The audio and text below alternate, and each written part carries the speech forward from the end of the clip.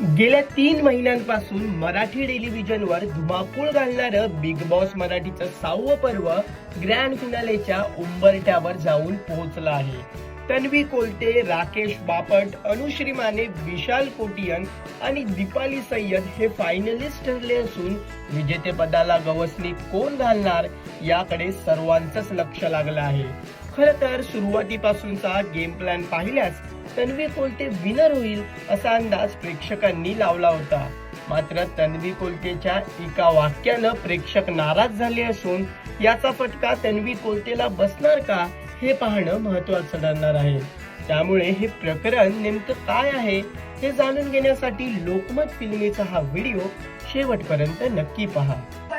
आणि धक्काबुक्की इथे राहिली आणि माझ्या चांगल्या मनाची पोरगी थेट घरातून बाहेर चालली. प्रेक्षको, आजवर बिग बॉस मराठीच्या घरात अनेक राडे पाहायला मिळाले आणि एकमेकांवर आरोप प्रत्यारोपही झाले. परंतु धडाकेबाज तन्वी कोलतेच्या एका वाक्यामुळे शेवटच्या आठवड्यातही वाद निर्माण झाला आहे. बिग बॉस मराठीच्या 6व्या पर्वात वाईल्ड कार्डद्वारे एंट्री घेतलेली रेवा कौरासे मिडवीक एलिमिनेशनच्या अंतर्गत घराबाहेर पडली. तेव्हा रेवाबाबत आपल्या भावना व्यक्त करताना तन्वी कोलते म्हणाली की रेवा, तुझ्यासाठी मला 2 शब्द बोलायचे. बिग बॉसच्या घरात आली एक बाहुली, ती लेट आली पण थेट मनात भरली.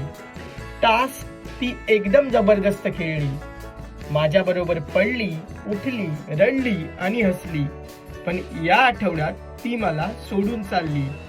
आज खोटारडेपणा आणि धक्काबुक्की इथे राहिली आणि माझ्या चांगल्या मनाची पोरगी थेट घरातून बाहेर चालली. तन्वी कोलतेचे खोटारडेपणा आणि धक्काबुक्की हे शब्द अनुश्री आणि विशालला खटकले. यानंतर अनुश्री माने प्रत्युत्तर देताना म्हणाली की आमचं मन नाही चांगलं बरं का, आम्ही मनातूनच घाण आहोत. काहीही बोलते, माणूस घरातून चालला आहे तरी हिचं वेगळंच सुरू आहे. तसेच विशालचं फायनलिस्ट म्हणून नाव जाहीर करताना तन्वीचा चेहरा पडलेला पाहायला मिळाला. या प्रकारानंतर सोशल मीडियावर तन्वी कोलतेला ट्रोल केलं जात आहे. आज खोटारडेपणा आणि धक्काबुक्की इथे राहिली आणि माझ्या चांगल्या मनाची पोरगी थेट घरातून बाहेर चालली.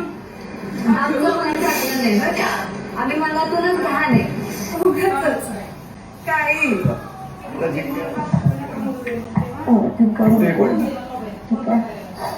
माणूस घरातून चाललाय सगळ्यांना मी सपोर्ट करणार आहे आणि सुपर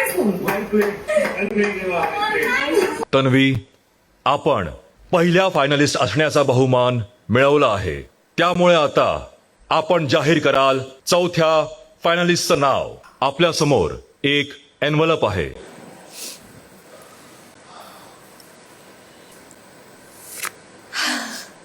विशाल,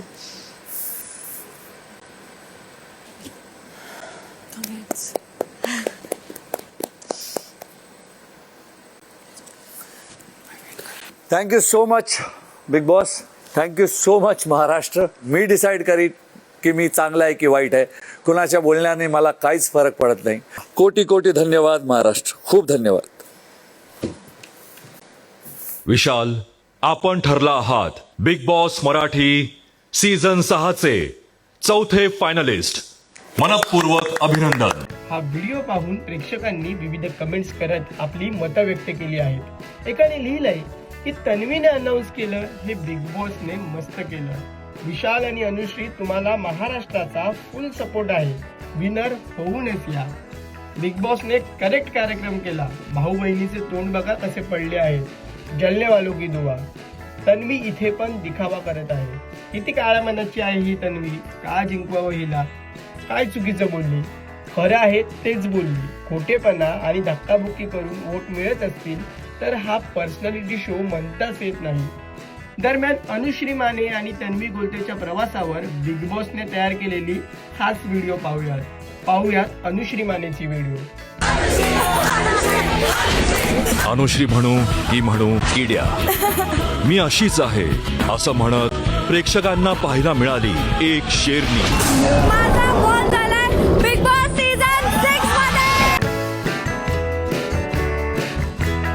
मध्ये असली बनवलेली ना, मला नाव दिलं ह्याच्यामध्ये शेरनी. हाव नाही खूप भारी. किड्या म्हणून हाक मारत होते, मला असलं छान वाटत होतं ना बिग बॉस किड्या म्हणून हाक मारत होते. तुला बॉन्ड किती छान वाटत होता माहितीये.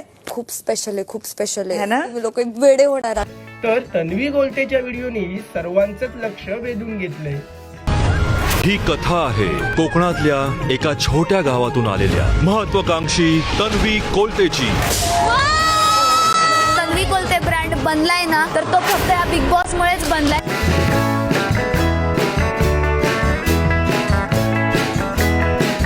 बिग बॉस मराठीच्या